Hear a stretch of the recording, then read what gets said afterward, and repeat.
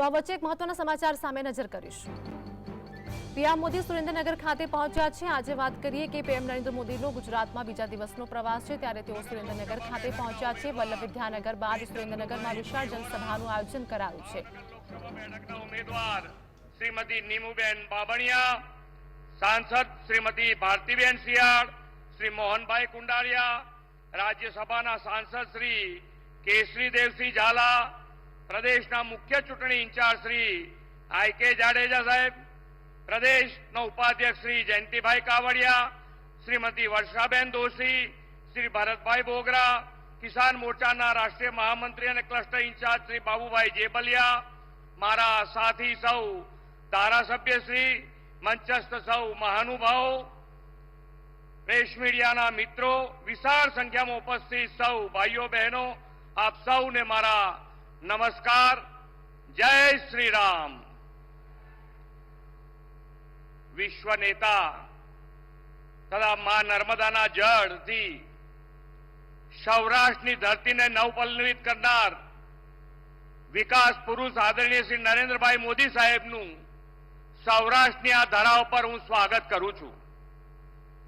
विश्वना सौथी वधु लोकप्रिय नेता और देशना यशस्वी वडाप्रधान श्री नरेंद्र भाई मोदी साहेब ने लोकसभा चूंटणी में विजयना आशीर्वाद आपवा विशाल संख्या में उपस्थित सौ नागरिक भाईओ बहनों पण हूँ स्वागत करूं छूं। पाछली बे टर्मथी मतदारोए भाजपनी विचारधारा और मोदी साहेबना विकासना विजन ने लक्ष्य में राखीने कमळनुं बटन दबाव्युं छे। हवे आ त्रीजी टर्म में पण भाजपने प्रचंड जनसमर्थन अपावीने मतदारों तमाम रेकॉर्ड तोड़वाना छे। आ चूंटणी आवनार 25 वर्ष एटले के अमृतकाल में भारतना भविष्यनो रोडमेप कंडारनारी छे। पाछला 10 वर्ष में मोदी साहेबे दिवस रात जोया वगर देशना विकास और जनकल्याणना अविरत काम कर्या छे। तेमणे जे कह्युं ते करी बताव्युं छे। आदरणीय मोदी साहेबे जे वायदा कर्या हता ते पूरा कर्या छे, जे वचन आप्या त्या ते पाळ्या छे। 2014 में मोदी साहेब पहली बार वडाप्रधान पदे आव्या अने तेमणे पहेलुं काम नर्मदा डेमना दरवाजा मूकवानी मंजूरी आपवानुं कर्युं हतुं। जे काम 40 वर्ष सुधी रोकाई रह्युं हतुं ते काम मोदी साहेबे एक झाटके करी बताव्युं। आवी तेमनी वचनबद्धता छे। आदरणीय मोदी साहेबे दरिया में वही जता नर्मदाना पाणीने सौनी योजनाथी सौराष्ट्र तरफ वाळ्या छे। धोलेरानुं इंटरनेशनल एरपोर्ट, राजकोटनुं हीरासर एरपोर्ट एम बे इंटरनेशनल एरपोर्ट मोदी साहेबे सौराष्ट्र ने आप्या छे। 920 स्क्वेर किलोमीटर में फैलायेल धोलेरा सेमीकंडक्टर प्लांट, राजकोट में एम्स और भावनगर में देशनु प्रथम सीएनजी टर्मिनल पर मोदी साहेबना विकास विजननुं ज परिणाम छे। विकासनी साथे साथे जनकल्याण माटेनी गेरंटी पण मोदी साहेब 140 करोड़ देशवासीओ ने आपी छे। मोदी साहेबनी गेरंटी एटले संकल्पथी सिद्धि, विजनथी विकास, सहकारथी समृद्धि, अंत्योदयथी सर्वोदय અને આત્મનિર્ભરથી આત્મસન્માન। જેનું ભૂમિપૂજન કરે તેનું લોકાર્પણ પણ કરે અને જે કહ્યું તે કરી બતાવ્યું। આ છે મોદીજીની ગેરંટી। પરફોર્મ, રિફોર્મ અને ટ્રાન્સફોર્મના કાર્યમંત્રથી ચાલતી સરકાર એટલે મોદી સરકાર। ગરીબ, યુવા, अन्नदाता, नारी शक्ति, दरेक वर्ग, दरेक वयजूथ, दरेक समाज અને દરેક નાગરિકના જીવનના सर्वांगी विकास माटेनी गेरंटी आदरणीय मोदी साहेबे आपी छे। नाना फेरियाओ, लारी गल्ला धारकोने बेंकमांथी सरळताए लोन मळे ते माटे वडाप्रधान श्री पोते तेमना गेरेंटर बन्या अने पीएम स्वनिधि योजनामां आवा नाना गरीब वेपारीओने आत्मनिर्भर थवा माटेनी लोन अपावी। आजे नागरिकोने विश्वास छे के मोदीनी गेरंटी एटले गेरंटी पूरी थवानी गेरंटी। वडाप्रधान श्री नरेंद्र भाई मोदी नेतृत्व में भारतीय जनता पार्टी राष्ट्रहित सर्वोपरि मानीने चालती पार्टी है। विकसित गुजरात थी विकसित भारत अने विकासना कामोनी वणझार ने आगळ वधारवा माटे भारतीय जनता पार्टी बधा ज उम्मीदवारों ने जनता जनार्दन समर्थन आपी અને આશીર્વાદ આપશે જ. અને સાથે મોદી સાહેબના નેતૃત્વમાં અબ કી બાર 400 પારના લક્ષ્યને અવશ્ય પાર પાડશે એવા વિશ્વાસ સાથે વિરમું છું. ભારત માતા કી જય. વંદે માતરમ. જય જય ગરવી ગુજરાત.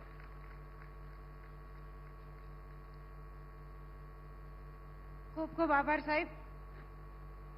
સાહેબ, આપના અભિવાદન માટે આપનાથી દૂર બેઠેલી મારી બહેનો, અમારા મહિલાઓના સન્માન આપનારા, અમારી બહેનોના રક્ષક અને રામ સેવક એવા ભાઈના ઓવરણા લેવા છે ને બહેનો, બધા પોતાની જગ્યા ઉપર ઊભા થઈ અને આપણા બધી બહેનો પોતાની જગ્યા ઉપર ઊભા થઈ આપણા નરેન્દ્રભાઈના આપણે ઓવરણા લેવાના છે. ત્યારે આપણે સૌ આપણા ભાઈના ઓવરણા લઈશું. બહેનો પોતાની જગ્યા ઉપર ઊભી થશે.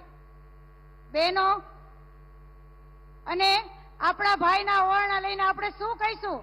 વીરા તમને ઘણી ખમ્મા, ઘણી ખમ્મા, ઘણી ખમ્મા. ખૂબ ખૂબ આભાર મારી વાલી બહેનો. ભારત માતા કી જય. ભારતના સાર્વભૌમત્વને સુવર્ણ અક્ષરે શણગારનાર, સમગ્ર ભારતવાસીના હૃદયમાં વસતા અને વિશ્વમાં પ્રત્યેક વ્યક્તિ જેના મિત્ર બનવા માટે થનગની રહ્યા છે તેવા વિશ્વ મિત્ર દેશના વડાપ્રધાન આપણા પોતાના આદરણીય નરેન્દ્રભાઈને તેમના ઉદ્બોધન માટે હૃદયના ઉમળકાથી નિમંત્રિત કરું છું. દેશના વડાપ્રધાન આદરણીય શ્રી નરેન્દ્રભાઈ મોદી સાહેબ.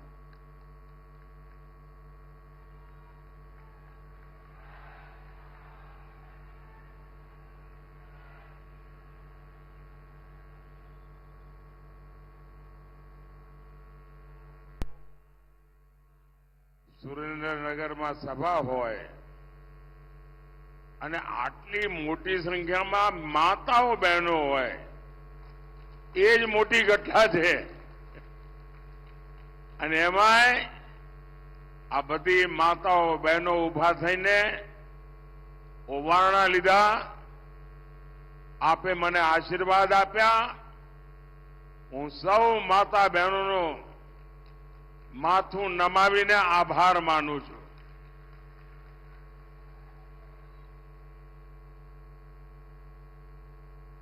આપણું સુરેન્દ્રનગર મજામાં ને? હગડે ઠઠ ને બધું?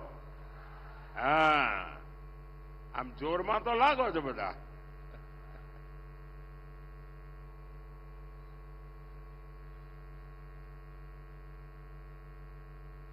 સાથે સાથે કરીને મને તો દિલ્હી મોકલી દીધો.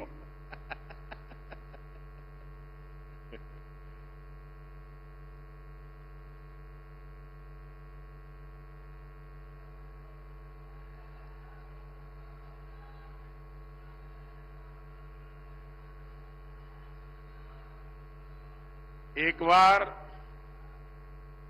જનરલ કરિયપ્પા,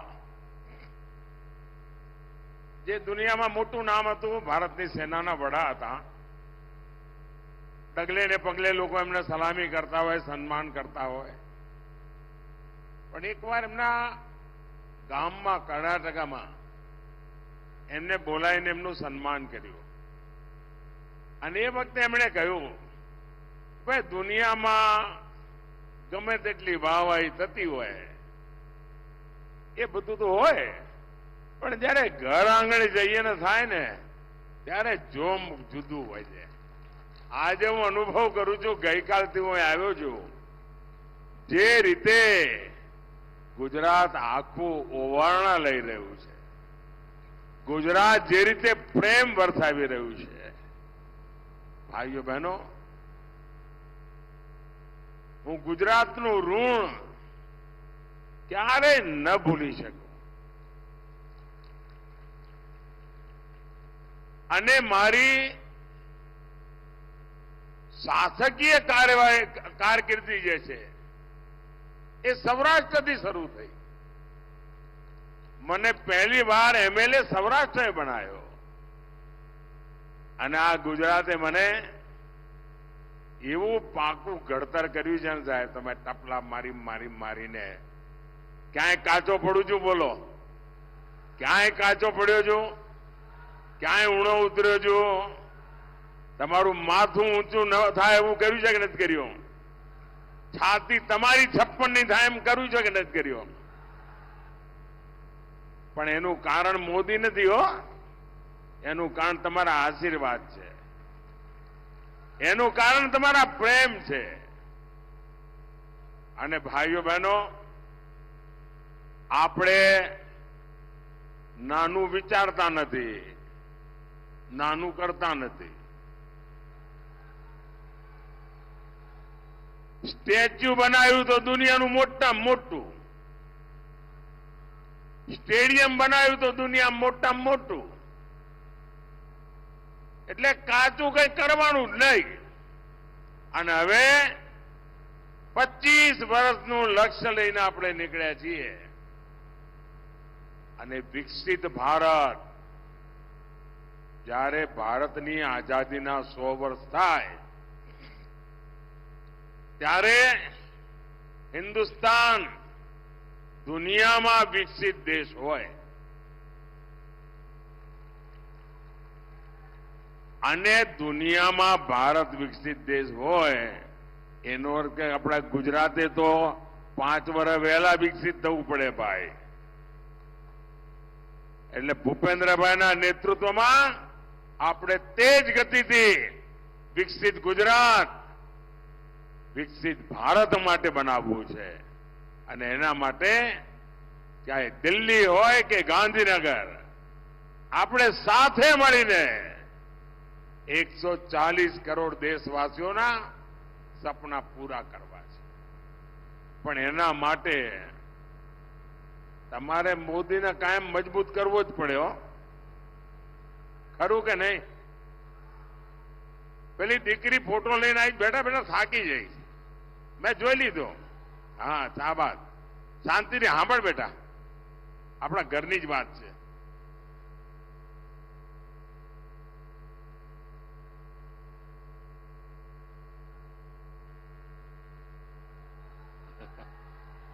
જોઈ લીધો બેટા, ફોટો જોઈ લીધો, જોઈ લીધો. થેન્ક યુ, સરસ બનાવ્યો છે બેટા.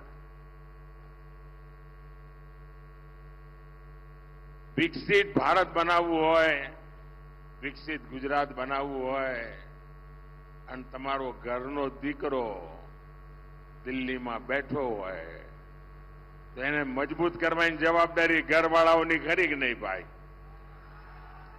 તમે મારા બધા પરિવારજનોની ખરી કે નહીં? હવે 26 તમે આપો એ તો બરાબર છે ભાઈ. તમે 14 આપી ને 19 આપી, પણ આ વખતે તો મારે કંઈક વધારે જોઈએ છે. આપશો? જરા હાથ ઉપર કરીને કો આપશો. પણ એના માટે મહેનત કરવી પડે હો. આ 7મી તારીખ સુધી પગવાળીને બેસવાનું જ નથી. અને મારે તમારી પાસેથી 2 ચીજ જોઈએ. આપશો? હજુ મેં કહ્યું નથી ને તમે તો આ પાડી દીધી. ભારે વિશ્વાસ છો તમારો મારા ઉપર. એક, મતદાનના જેટલા પણ રેકોર્ડ હોય તમારા ગામમાં, તમારા બૂથમાં, એ બધા રેકોર્ડ તૂટવા જોઈએ અને એના કરતા વધારે મતદાન થવું જોઈએ. કરશો? કરશો? પણ એનો એક રસ્તો બતાવું. કરવું હોય તો કેવી રીતે કરાય? 10 વાગે પહેલા દરેક બૂથમાં 25 લોકો અથવા 30 મતદારો થાળી વગાડતા વગાડતા, ગીત ગાતા ગાતા, જેમ પ્રભાતિયા ગાય ને એવી રીતે મતદાન મથકે જાય. આખા બૂથમાં લોકશાહીનો ઉત્સવ ઉજવાય અને 10 વાગ્યા સુધીમાં આવા 30 સરઘસ નીકળે. ઓછામાં ઓછા 30 સરઘસ, દરેકમાં 30 મતદાર, અને જઈને આપણે મત આપીએ તો તમે જોઈ લેજો બાપુડી, એ પાકે પાયે તમારું મતદાનના રેકોર્ડ તૂટી જાય. બીજું કામ, આપણે આ વખતે બધા પોલિંગ બૂથ જીતવા છે ભાઈ. એકે પોલિંગ બૂથ હારવાનું જ નહીં. એકે પોલિંગ બૂથમાં ભાજપનો ઝંડો ઝૂકવા ના જોઈએ. મંજૂર કરશો બધા? હોય 100%. આમ તો મને ગુજરાત ઉપર એવો ભરોસો ભાઈ, એ પાછી પાनी करे જ नहीं. साथियों, जब मैं गुजरात में था, आपकी सेवा में जुटा था, तब हमेशा आपके पास आकर के मैं गुजरात में क्या कर रहा हूं, सरकार क्या काम कर रही है, कैसे कर रही है, उसका रिपोर्ट कार्ड मैं हमेशा देता था. और वो आदत अभी भी गई नहीं है.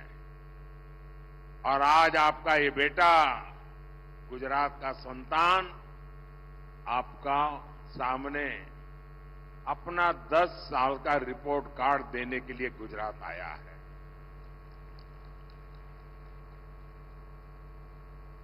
स्कूल में कितने ही नंबर क्यों ना आते हो, 100 में से 99 आए हो, लेकिन जब तक वो बच्चा घर में आपको अपने मां बाप को अपना रिपोर्ट कार्ड नहीं दिखाता ना, उसको आनंद नहीं आता है.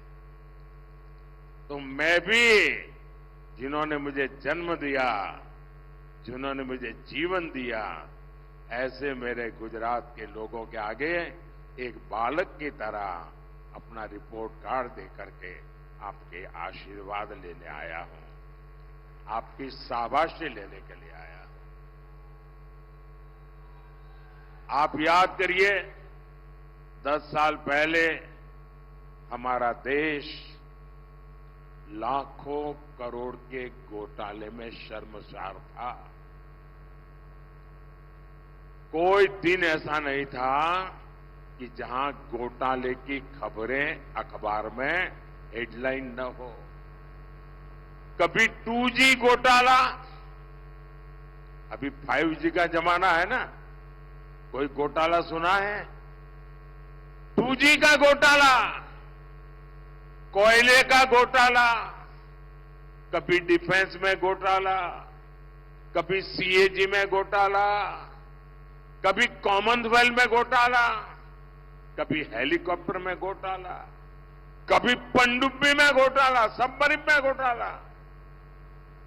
कांग्रेस ने जल, थल, नभ, धरती से लेकर समंदर से लेकर के आसमान तक हजारों लाखों करोड़ रुपयों के घोटाले घोटाले घोटाले करके रखे थे. ऐसी विकट परिस्थिति में आपने मुझे वहां भेजा. आप मुझे बताइए, आपके इस बेटे के लिए आपको गर्व होता हो कि नहीं? 10 साल में एक भी घोटाले की खबर सुनी है क्या? एक भी घोटाले की खबर सुनी है क्या? जरा आप लोग जवाब देंगे तो मुझे पता चलेगा कि मेरे परिवारजनों को एक भी घोटाले की खबर सुनी है क्या? मोदी पर एक भी घोटाला चिपका है क्या? ये आपके बेटे का रिपोर्ट कार्ड सुनकर के आपको गर्व होता है कि नहीं होता है? जरा पूरी ताकत से मुझे आशीर्वाद चाहिए. आपको गर्व होता है कि नहीं होता है? आपको गर्व होता है कि नहीं होता है? साथियों, 10 साल पहले देश की सरकार से गरीब का भरोसा उठ गया था. कांग्रेस सरकार खुद को माई बाप समझती थी, उसी के भरोसे जीना, और कांग्रेस को गरीब को तरसा तरसा कर मूलभूत सुविधाएं देना, कभी वंचित रखना, कभी लटका के रखना, किसी के सामने किसी दूसरे को दे देना, उनको उसी में आनंद आता था. गरीब को लगता था कि ये सरकार हमारे लिए है ही नहीं. आज देखिए, गरीब आज खुद आगे बढ़ करके इस बेटे पर प्रेम लुटा रहा है। पहनने के लिए पूरे कपड़े न हो, 80-90 साल की आयु हो, वो मां जब कहती है कि दिल्ली में मेरा बेटा, दिल्ली में मेरा बेटा बैठा है, मुझे खाने के लिए वो भेजता है, तो बेटे को संतोष होता है कि नहीं होता है? जब गरीब का पेट भरता है तो आपके इस बेटे पर आपको गर्व होगा कि नहीं होगा? साथियों, आज सरकार उनकी चिंता कर, माताएं, बहनें, बेटियां अपना आशीर्वाद देते हुए थकती नहीं है। आपको हमेशा हमेशा गर्व होगा आपके बेटे के इस काम पर। साथियों, 10 साल पहले पूरी दुनिया भारत को बोझ समझती थी, कहती थी भारत खुद भी डूबेगा और हमें भी ले डूबेगा। कोई कहता था ये तो कंगाल देश है, ये तो कमजोर देश है, और पड़ोसी आए दिन बम धमाके करते थे, निर्दोष लोगों को मौत के घाट उतारते थे। दुनिया की बड़ी बड़ी कंपनियां भारत में आने का नाम तक नहीं लेती थी। और आज क्या स्थिति है? आज दुनिया में भारत का डंका बज रहा है कि नहीं बज रहा है? मैं आपसे बात करना चाहता हूं भाई। मैं जानता हूं मैं हिंदी बोल रहा हूं, मुझे गुजराती बोलना चाहिए, लेकिन ये टीवी वाले चाहते हैं कि कुछ हमारी रोजी रोटी का भी ख्याल रखो। आप मुझे बताइए साथियों, आज दुनिया में हिंदुस्तान का डंका बज रहा है कि नहीं बज रहा है? हिंदुस्तान का डंका बज रहा है कि नहीं बज रहा है? अमेरिका में भी हिंदुस्तान का डंका बज रहा है कि नहीं बज रहा है? यूरोप में हिंदुस्तान का डंका बज रहा है कि नहीं बज रहा है? ऑस्ट्रेलिया में भी हिंदुस्तान का डंका बज रहा है कि नहीं बज रहा है? जापान में भी हिंदुस्तान का डंका बज रहा है कि नहीं बज रहा है? किसके कारण? किसके कारण? किसके कारण? किसके कारण? किसके कारण? ये मोदी के कारण नहीं है, ये आपके एक वोट के कारण है। ये आपके वोट की ताकत है कि आज मोदी वहां बैठा है और दुनिया में हिंदुस्तान का डंका बज रहा है।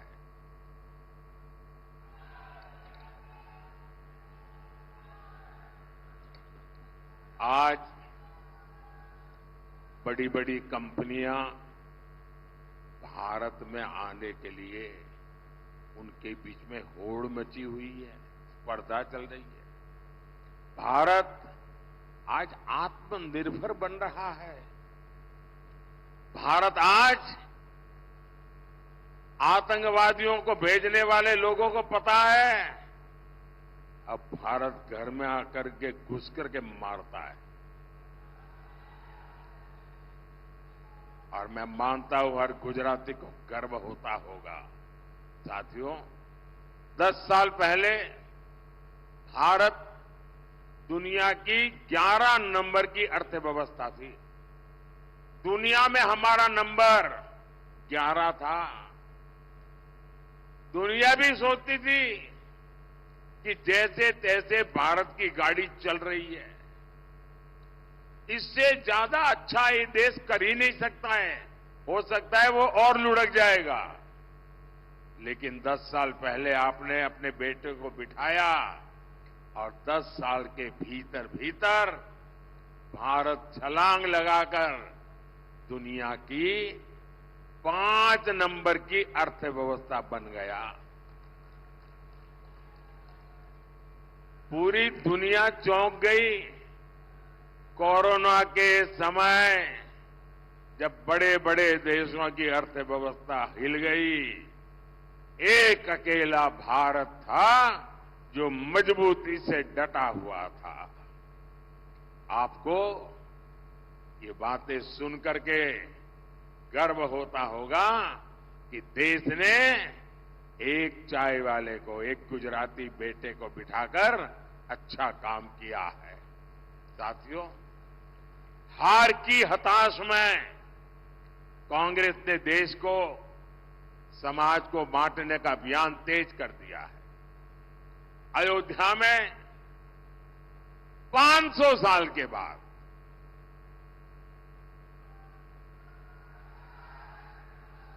500 साल के बाद हमारे पूर्वजों की आत्मा जहां भी होगी ना, हमें आशीर्वाद देती होगी। आप मुझे बताइए, देश आजाद होने के दूसरे दिन राम मंदिर का काम होना चाहिए था कि नहीं होना चाहिए था? ये कांग्रेस वालों ने वोट बैंक के खातर लटकाए रखा, रोड़े अटकाए, उसके खिलाफ खेल खेले।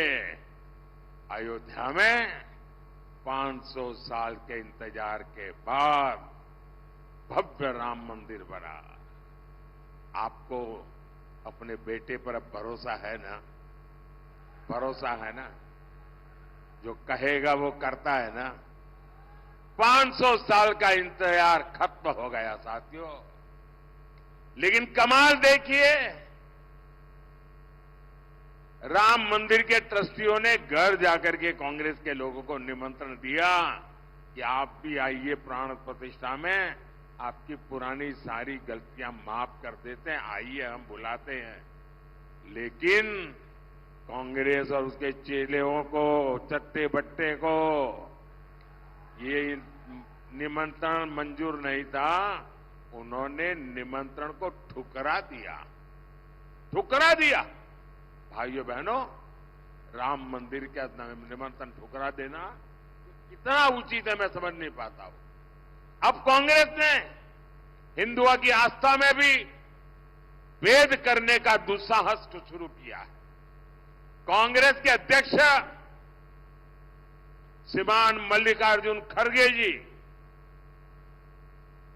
उन्होंने एक बड़ा गंभीर विषय छेड़ा है और उन्होंने कहा है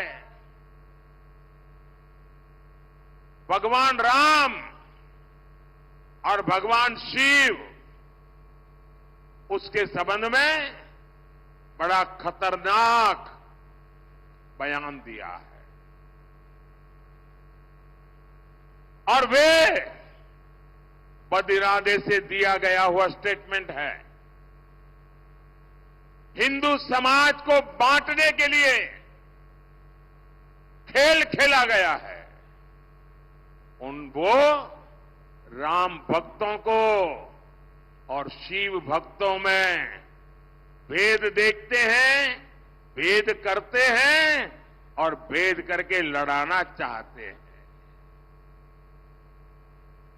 हजारों हजारों साल से चली आ रही हमारी महान परंपरा,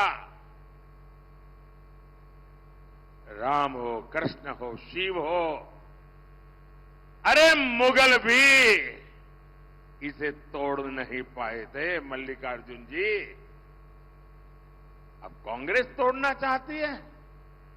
तुष्टीकरण के लिए कांग्रेस और कितना नीचे जाएगी। और कांग्रेस के लोग सुन लें, जो राम को खत्म करने के लिए निकला था उसका क्या हुआ था।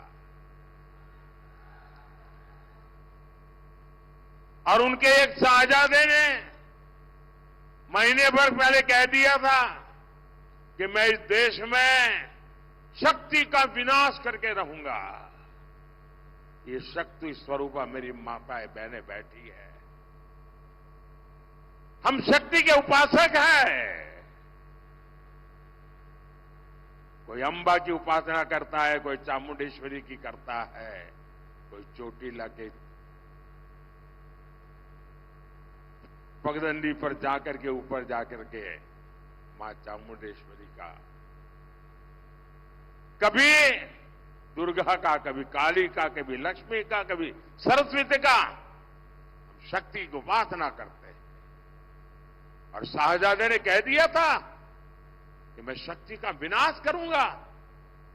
और जो शक्ति की उपासना करने वाले लोग हैं, क्या वो शक्ति का विनाश करने वालों को कभी स्वीकार कर सकते हैं क्या? जो शिव और राम को लड़ाने की बात करते हैं, वो कभी स्वीकार कर सकते हैं जी? हम तो वो लोग हैं जिन्होंने शिव जी के सामने कमल पूजा करके अपने सिर काट करके रख दिए थे जी। ये क्या कर रहे हैं लोग?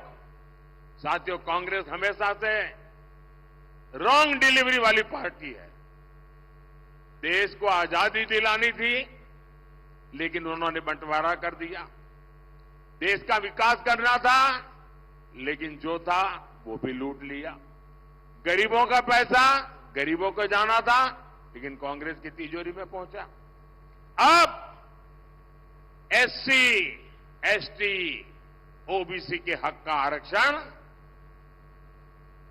हमारे दलित, हमारे आदिवासी, हमारे बख्शीपंथ के भाई बहन, उनको जो आरक्षण मिला है, जो बाबा साहब आंबेडकर ने दिया है, जो भारत के संविधान ने दिया है, ये आरक्षण भी अब एससी, एसटी, ओबीसी से लेकर के धर्म के आधार पर मुसलमानों को डिलीवर करना चाहते हैं।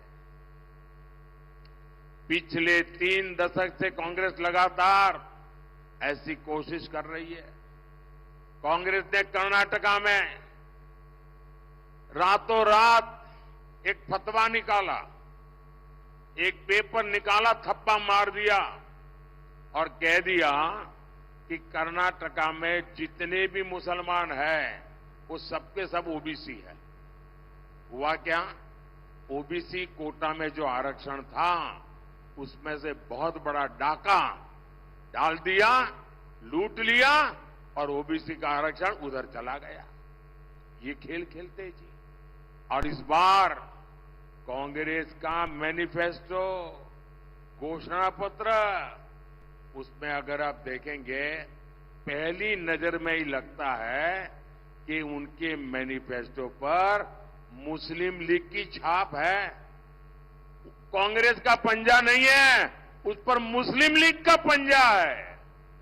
साथियों, जब से मैंने एससी, एसटी, ओबीसी के खिलाफ कांग्रेस की सच्चाई को देश के सामने रखा है, कांग्रेस संतुलन खो चुकी है, बौखला गई है।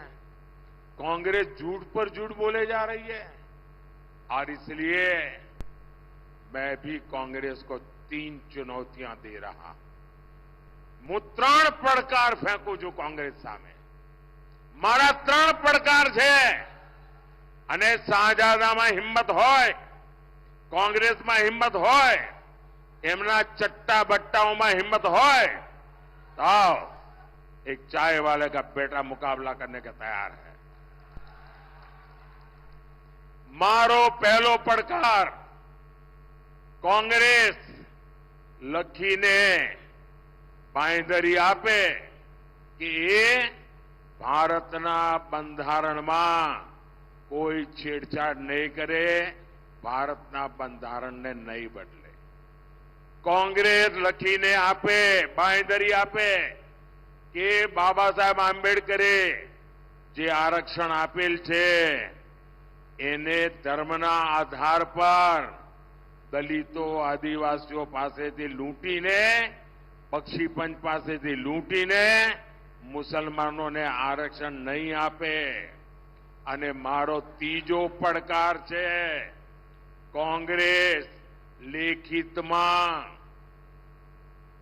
બાંયધરી આપે કે એ દલિતોને, આદિવાસીઓને, બક્ષીપંચ સમાજ, ઓબીસીને જે આરક્ષણ મળ્યું છે તે, સામાન્ય સમાજના ગરીબોને જે આરક્ષણ મળ્યું છે તે, એમાંથી ક્યારે ઝૂંટવી લેવાનો પ્રયાસ નહીં કરે।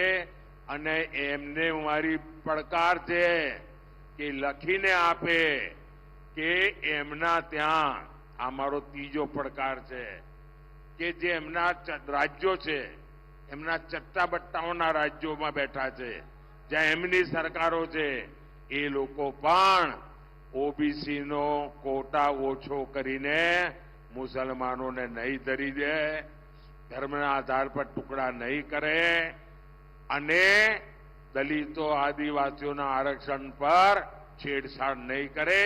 આ મારા 3 પડકારો આ કોંગ્રેસના શાહજાદાને અને એમના બધા મળતિયાઓનો છે. કેટલાય દાડાથી બોલી રહ્યો છું. मेरी चुनौतियों के बाद से कांग्रेस को सांप सूंघ गया है.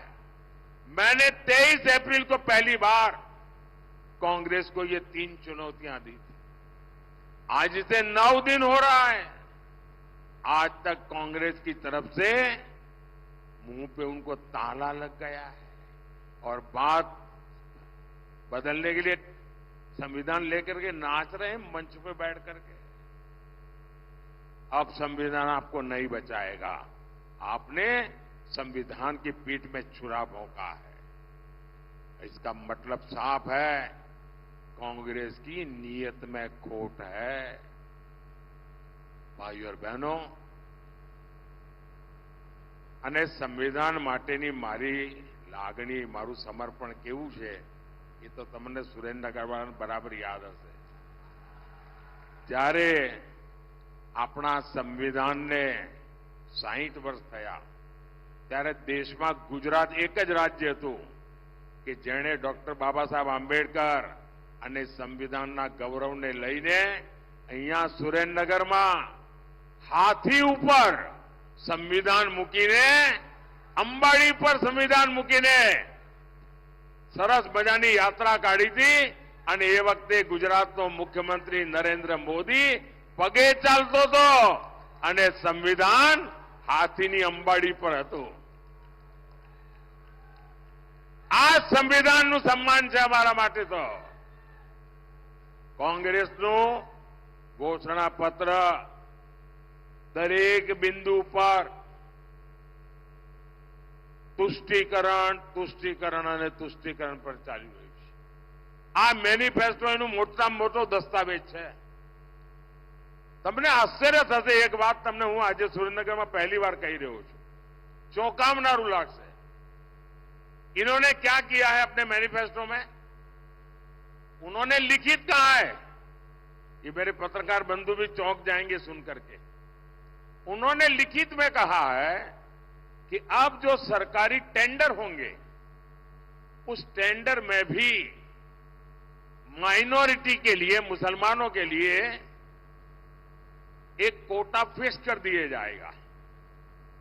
अब क्या सरकारी ठेकों में भी धर्म का आधार पर आरक्षण लाया जाएगा क्या? सरकारी टेंडर देने की देश आजाद हुआ तब से अब तक एक तय प्रक्रिया होती है. जो सही बोली लगाता है, जो अच्छी क्वालिटी का ट्रैक रिकॉर्ड रखता है, अच्छी क्वालिटी का भरोसा देता है, जिसके पास उस काम करने के लिए एक्सपर्टाइज है, क्षमता है, संसाधन है, सारे पैरामीटर से निकलने के बाद उसको ठेका मिलता है. जाति और धर्म के आधार पर ठेका नहीं मिलता है.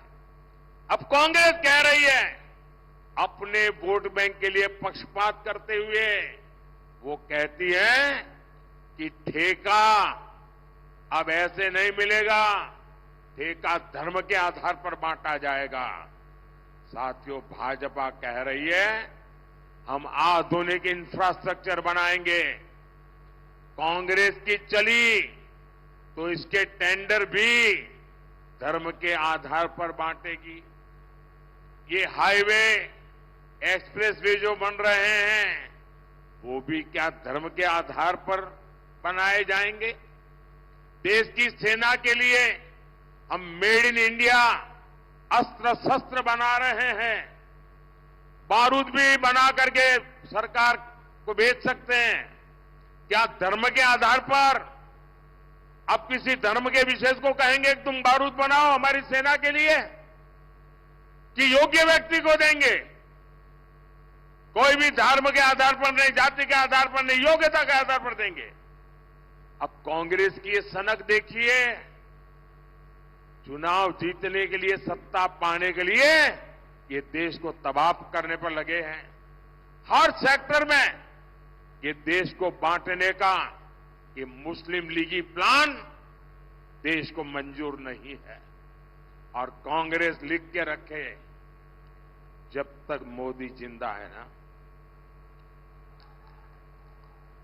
मोदी जिंदा है तब तक आप देश का ऐसा बंटवारा नहीं कर पाओगे।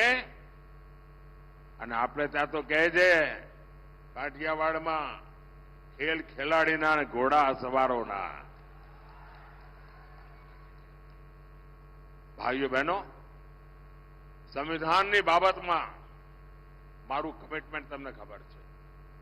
અને મેં અહીંયા જેમ વર્ણન કર્યું એમ 60 વર્ષ મેં મનાયા હતા ને, હવે દિલ્હીમાં છું, હવે 75 થયા છે। સાહેબ, ધૂમધામથી હું સંવિધાનની 75મી વર્ષગાંઠ મનાવવાનો છું। અને આ સંવિધાનને ચેડા કરવાવાળી જે લોકો છે, ગેંગ, એને ખુલ્લી પાડવા, ગામે ગામ, સ્કૂલે સ્કૂલે, મોહલ્લે મોહલ્લે જઈને આ ત્રીજી 4 જૂને પરિણામ આવ્યું નથી કે હું પાછળ પડ્યો નથી, તમે જોઈ લેજો। સંવિધાન की મર્યાદા, સંવિધાનનું સન્માન, સંવિધાન પ્રત્યે રાષ્ટ્રની અંદર જાગૃતિ, એનું એક મોટું અભિયાન ચલાવીશ। આ લોકોને મારે મગજ ઠેકાણે લાવવા જ પડશે। ભાઈઓ બહેનો, આજે દેશ જે રીતે પ્રગતિ કરી રહ્યો છે, મારા જે ફર્સ્ટ ટાઈમ વોટર છે એમને ખબર નહીં હોય, જ્યારે હું પ્રધાનમંત્રી બન્યો એ પહેલા તો એ લોકો 8 વર્ષના, 10 વર્ષના, 12 વર્ષના હશે। એ વખતે એમને કાંઈ ખબર નહીં હોય દેશની શું દશા હતી। મારે મારા ફર્સ્ટ ટાઈમના વોટરોને કહેવાનું છે કે તમે તો ગૂગલ ગુરુવાળા વિદ્યાર્થીઓ છો, તો તમે બધા ગૂગલ ગુરુના શિષ્યો છો। જરા ગૂગલ પર જઈને 2012, 13, 14ના જરા છાપા જોઈ લેજો। એ દિવસોને યાદ કરજો। આપણે હવે દેશને ત્યાં નથી લઈ જવો। મારા પહેલા વખતના જે મતદારો છે, તમારો પહેલો વોટ દેશના નામે જ હોવો જોઈએ, દેશના ભવિષ્યના માટે હોવો જોઈએ। ભાઈઓ બહેનો, રાજકોટ હોય, ભાવનગર હોય, ખૂબ મોટી માત્રામાં ઔદ્યોગિક વિસ્તાર, એના માટે આપણે કામે લાગ્યા છીએ। ભૂપેન્દ્રભાઈએ કહ્યું એમ, સેમી કંડક્ટર દુનિયાના 4-5 દેશો વચ્ચે એ મોટું કામ અહીં તમારા પડોશમાં આવી રહ્યું છે। ભાઈઓ, તમારા માટે તો જય જયકાર છે। ઇન્ટરનેશનલ એરપોર્ટ તમારા તો ઘર આંગણે બની ગયું ભાઈ, તમારે તો જય જયકાર છે। હવે તો ઇલેક્ટ્રિક વેહિકલનો જમાનો છે। અને તમને ખબર છે મોદી સાહેબે શું વિચાર્યું છે? આપણા નરેન્દ્રભાઈ પીએમ સૂર્યઘર, પીએમ સૂર્યઘરમાં મારી યોજના છે, તમારું ઘરનું વીજળીનું બિલ 0, મફત, કાના માતા વગરનું મફત। સૂર્યઘર યોજનાથી સોલાર પેનલ લાગશે, તમે વીજળી पैदा કરશો। એટલું જ નહીં, જે વધારાની વીજળી છે એ સરકાર પોતે ખરીદી લેશે। એટલે તમારા ઘરમાં વીજળી તમે હવે આજે બિલ આપો છો ને, હવે તમે વીજળી વેચીને કમાણી કરી શકશો। આ તમારા નરેન્દ્રભાઈ આપવાના છે। એટલું જ નહીં, આજે તમે ગાડીઓ ચલાવો છો ને, પેટ્રોલ ડીઝલનો ખર્ચો કરો છો, સાહેબ એ પણ મારે 0 કરી દેવાનું છે। મફતમાં તમારી પેટ્રોલ ડીઝલની ગાડીઓ તમારી ચાલે, મફતમાં, મફત, કાના માતા વગરનું। અને એનો ઉપાય કેવો? જે સોલાર એનર્જી લાગશે, ઇલેક્ટ્રિક વેહિકલ આવવાનો છે જમાનો, પેટ્રોલ વગેરે વેહિકલ જતા રહેશે। તમારા ઘરમાં જ તમે રાત્રે સ્કૂટી હોય, સ્કૂટર હોય, ગાડી હોય, રાત્રે ચાર્જ કરી દેવાની, સોલાર એનર્જી દિવસભરની પડી હોય, અને બપોરી ચલાયા કરો। અમદાવાદ જઈને આટો મારીને આવો, 1 રૂપિયો ખર્ચો નહીં। બોલો, લહેરમ લહેર જ છે કે નહીં? હે, 2 હાથમાં લાડવા છે કે નહીં? આ તમારો નરેન્દ્રભાઈ 5 આંગળી ઘીમાં કરાઈ દે કે નહીં? અને એટલા માટે મારે બધા પોલિંગ બૂથ જીતવા છે. પાકો. અને અમારા જે ઉમેદવારો છે આ ચૂંટણીમાં એ અમારા સુરેન્દ્રનગરના ભાઈશ્રી ચંદુભાઈ શિહોરા, અમારા નિવડેલા કાર્યકર્તા, અમારા ડોક્ટર સાહેબ પણ મેં પરાણે ચૂંટણી લડાઈ હતી ગયે વખતે. એ તો રાજકારણનો જીવન નથી, પરાણે લઈ ગયો તો. પહેલા તો એકવાર વિધાનસભામાં બે ચપ્પલ ઘસી નાખ્યા હતા, પણ અમારા ડોક્ટર સાહેબ તૈયાર જ ના થાય, માંડ કરીને લોકસભા માટે તૈયાર થયા હતા. અને હવે અમારા ચંદુભાઈ આપણા ઉમેદવાર બન્યા છે. ભાવનગરમાં અમારા નીમુબેન બામણિયા ભારે બહુમતથી આપ એમને જીતાડો, બધા બૂથમાં જીતાડો. અમારા ભારતીબેન શિયાળના કામનું પાકો પાયો પડ્યો છે અને હવે ભાવનગરમાં અમારા નીમાબેન એને આગળ વધારશે. આપણે બધા બૂથ જીતવા છે અને જીતીને બતાવો. બોલો ભારત માતા કી, ભારત માતા કી, ભારત માતા કી. बहुत बहुत धन्यवाद. સાહેબ આપનો ખૂબ ખૂબ આભાર. આપના ઉર્જાવાન ઉદ્બોધન અમારા કાર્યકર્તાઓને. તો વડાપ્રધાન મોદીએ સુરેન્દ્રનગર એટલે કે ઝાલાવાડમાં ઝંઝાવાતી પ્રચાર કર્યો અને તેમને પ્રચાર દરમિયાન કહ્યું કે 10 વર્ષ પહેલા આખી દુનિયા ભારતને કમજોર અને કંગાળ દેશ સમજતી હતી. આજે દુનિયામાં ભારતનો ડંકો વાગી રહ્યો છે. આ સાથે તેમણે કોંગ્રેસ પર આકરા પ્રહાર કર્યા હતા અને તેમણે કોંગ્રેસને 3 પડકાર ફેંક્યા અને તેમણે કહ્યું કે બંધારણમાં કોઈ બાંધછોડ હું નહીં ચલાવી રહું અને કોંગ્રેસને આ તબક્કે 3 પડકાર ફેંકવામાં આવ્યા. કોંગ્રેસ દેશને લિખિતમાં ગેરંટી આપે કે બંધારણ બદલીને ધર્મના આધાર પર મુસ્લિમોને આરક્ષણ નહીં આપે તેવો પડકાર કોંગ્રેસને ફેંક્યો હતો. આ સાથે સાથે તેમણે કોંગ્રેસને કહ્યું છે કે કોંગ્રેસ રામ ભક્તો અને શિવ ભક્તોને લડાવવા માંગે છે. કોંગ્રેસના અધ્યક્ષ મલ્લિકાર્જુન ખડગે ભગવાન રામ અને ભગવાન શિવના સંબંધમાં એક ખતરનાક નિવેદન આપ્યું હોવાનો પણ ઉલ્લેખ વડાપ્રધાન મોદીએ તેમના પ્રચાર દરમિયાન કર્યો હતો. તેમણે કહ્યું કે અયોધ્યામાં 500 વર્ષ પછી ભવ્ય રામ મંદિર બનાવવામાં આવ્યું. રામ મંદિરના ટ્રસ્ટીઓએ ઘરે જઈને કોંગ્રેસને આમંત્રણ આપ્યું પણ કોંગ્રેસે આમંત્રણનો અસ્વીકાર કર્યો. તેમને આમંત્રણ મંજૂર ન હતું, તેઓએ આ નિમંત્રણને ઠુકરાવી દીધું હતું. આ સાથે જ વડાપ્રધાન મોદીએ કહ્યું છે કે આજે ભારત વિશ્વની 5મી સૌથી મોટી અર્થવ્યવસ્થા બની ગઈ છે. આજે દુનિયામાં ભારતનો ડંકો વાગી રહ્યો છે. 10 વર્ષ પહેલા આખી દુનિયા ભારતને કમજોર અને કંગાળ દેશ સમજતી હતી, પરંતુ આજે આખી દુનિયામાં ભારતનો ડંકો વાગી રહ્યો હોવાનું વડાપ્રધાન મોદીએ કહ્યું. આ સાથે તેમણે કહ્યું કે 10 વર્ષ પહેલા સરકાર પરથી ગરીબોને વિશ્વાસ ઉઠી ગયો હતો. યાદ કરો, 10 વર્ષ પહેલા આપણા દેશમાં લાખો કરોડોના ગોટાળા થતા હતા. આવી પરિસ્થિતિમાં તમે મને દિલ્હી મોકલ્યો ત્યારે 10 વર્ષમાં તમે એક પણ ગોટાળાના ન્યૂઝ સાંભળ્યા નથી. 10 વર્ષ પહેલા સરકાર પરથી ગરીબોને વિશ્વાસ ઉઠી ગયો હતો. ગરીબોને લટકાવીને રાખવામાં તેઓને આનંદ આવતો હતો, પણ આજે જોવો ગરીબો આગળ વધી રહ્યા છે. તો આ સાથે લોકોને પડકાર ફેંક્યો. લોકોને કહ્યું છે કે બધા જ પોલિંગ બૂથ જીતવાના છે.